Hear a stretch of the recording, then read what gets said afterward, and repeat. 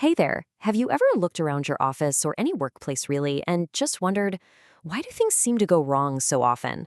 Why does it feel like incompetence is just everywhere? Well, it turns out there might be a very real systematic reason for it. And today, we're going to dig into exactly what that is. Okay, so let's set the stage here with what I like to call the puzzle of incompetence. We've all seen this play out, right? You've got the company's best coder or their star salesperson, maybe the most inspiring teacher in a school. They get a big promotion, and all of a sudden, they're not so great anymore. And that really gets to the heart of it, doesn't it? This one big question. I mean, is it just bad luck? Are some people simply not built for leadership? Or is there something else going on? Some kind of hidden system that's almost designed to push people toward failure? Well, as it turns out, there is a name for this whole mess. It's a diagnosis that actually started out as a joke, but it ended up being scarily on the money. It all started with this book right here, The Peter Principle, which came out way back in 1969. Now, the really wild part is that the authors, Laurence Peter and Raymond Hull, they wrote it as a piece of satire. It was meant to be funny, but it hit so close to home for so many people that it became this huge management classic. So here's the big idea in a nutshell. The Peter Principle says that we get promoted based on how well we did in our last job, not whether we have the skills for the next one. So we keep climbing that ladder, promotion after promotion, until we finally land in a role that we're just not good at. This is the one line from the book that everybody remembers, and for good reason. It just sums up the whole thing perfectly. It's simple, maybe a little dark, but man, does it explain a lot. Once you hear this, you really do start to see it absolutely everywhere.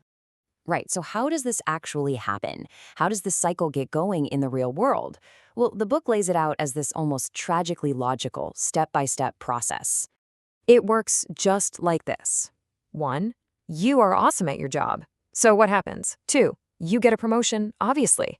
But 3, this new job, this management role, it requires a totally different set of skills. So 4, if you don't have those skills, you're not awesome anymore. You're incompetent. And since you're not excelling, guess what? The promotions grind to a halt. You're stuck. And this career cul-de-sac, it even has its own name. They call it Peter's Plateau. That's it. That's the final rung on the ladder that you just can't get past because it's the job you were promoted into that you just can't do well.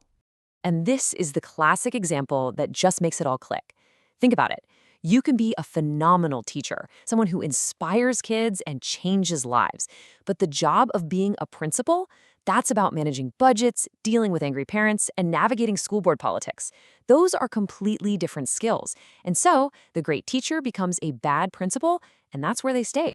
Okay, so you have to remember, this all started as satire back in the 60s. So the big question is, does this idea actually hold up today?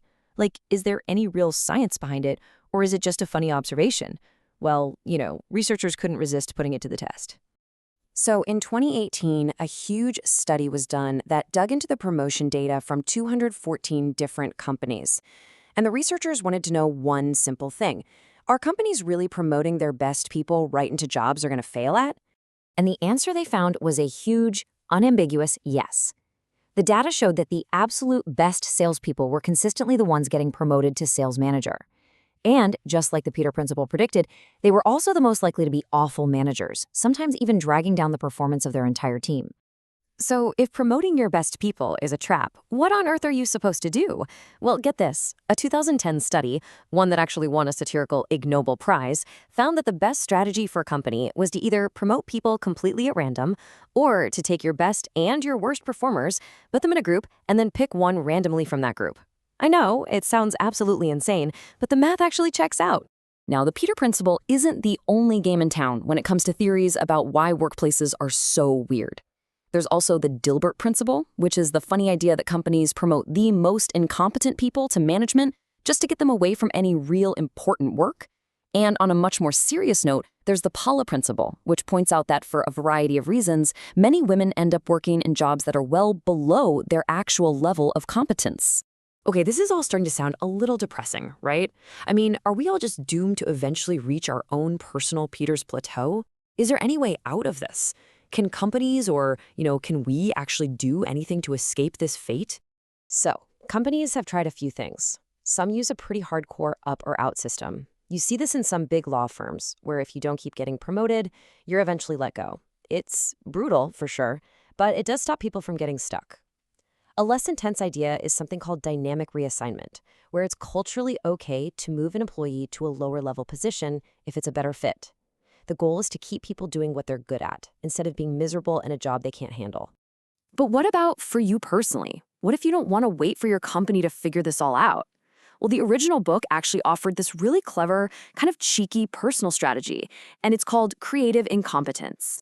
Here's the idea. You strategically pretend to be bad at the skills that would get you the next promotion, but, and this is key, not the skills you need for your current job. So, for example, a brilliant mechanic who just loves working on cars might make it a point to be absolutely terrible at filling out paperwork. That way, he'll never get promoted to a management desk job that he would hate and, frankly, be terrible at. It's a way of staying competent and happy exactly where you are. And that kind of leaves us with one final thought to chew on for our own careers. When you think about your job, are you happy and killing it right where you are? Or are you shooting for that next promotion? Or maybe, just maybe, are you already practicing a little bit of creative incompetence yourself?